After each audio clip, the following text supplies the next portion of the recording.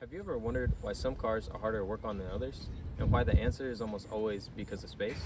Hello, my name is Devin, and I've been working on cars as long as I can remember. And today, I'm going to talk about the two most common engine layouts and why they're so important. This is a longitudinally mounted engine. A longitudinally mounted engine is an engine that is mounted to where the crankshaft runs from the front to the back of the car, or parallel along the long axis of the vehicle. This application is most common in rear-wheel or all-wheel drive cars.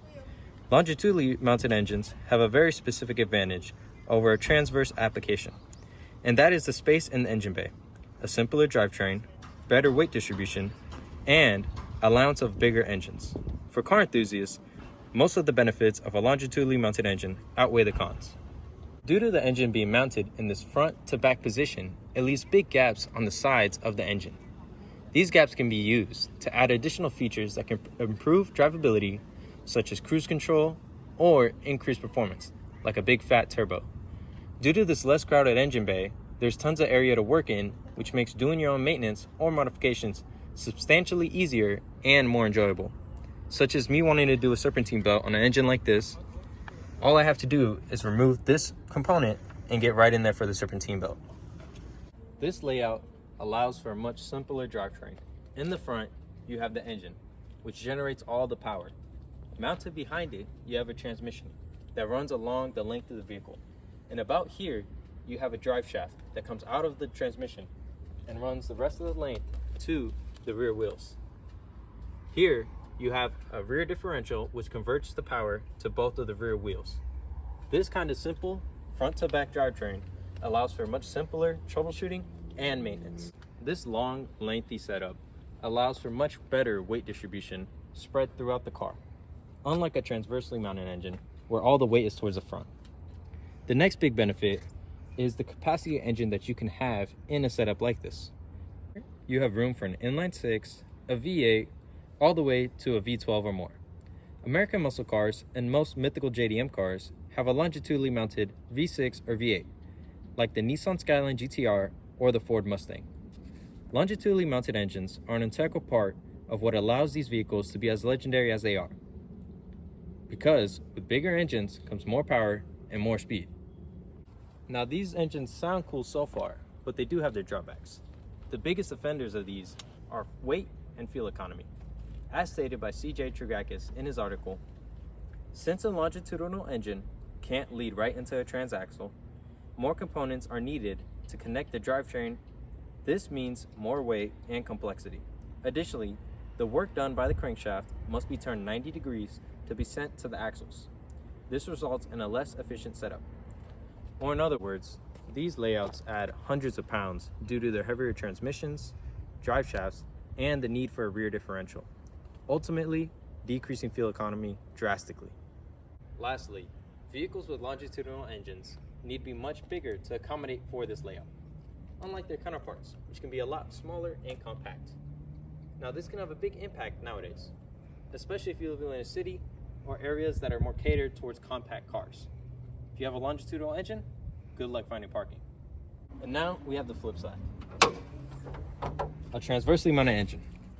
A transversely mounted engine is an engine that is mounted so that the crankshaft runs from side to side, or perpendicular to the long axis of the car. This application is most common in front-wheel drive cars. Transversely mounted engines were engineered for efficiency above all else. Unlike longitudinally mounted engines, this layout does not require heavy drive shafts or even a rear differential.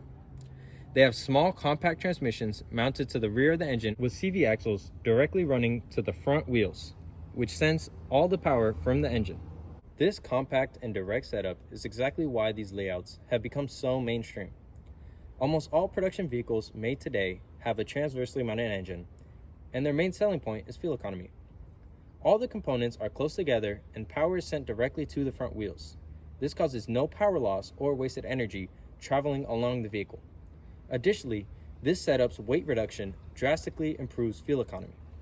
Another big benefit of transverse engines is that they allow for more interior space. If you look at any K car here in Japan, they all have very spacious interiors relative to their size. This is because all their mechanical components are compactly packaged in the very front of the vehicle.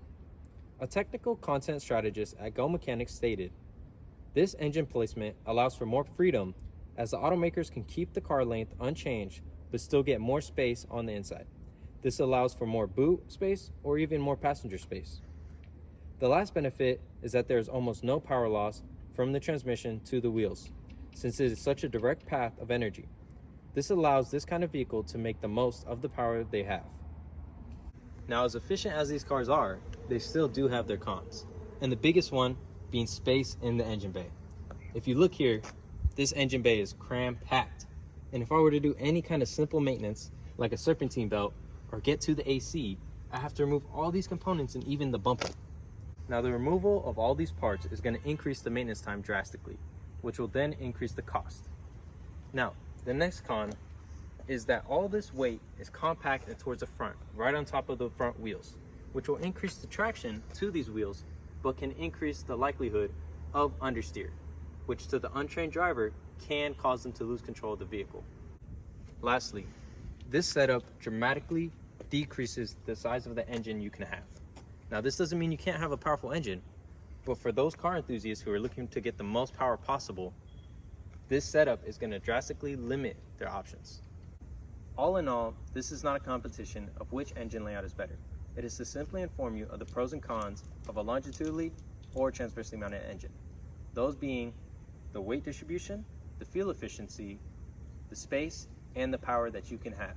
So while most drivers rarely see the orientation of their vehicle, a simple difference between side to side or front to back can quietly shape everything about your car, from the way that it handles to the way it's designed, proving that unseen details have a huge impact. Now, not every setup is so black and white. Here, you have a transversely mounted rear-wheel drive mid-engine vehicle. These are typically seen in Porsches or supercars like a Lamborghini.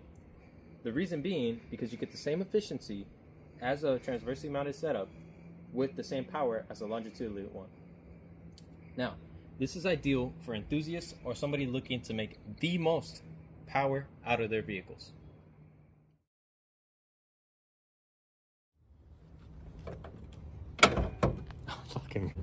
Is the actual capacity of engine that you can have. Unlike most transversely mounted engines, which have an inline 4-cylinder Now, the removal of all these parts is going to increase labor time, which will then increase cost. The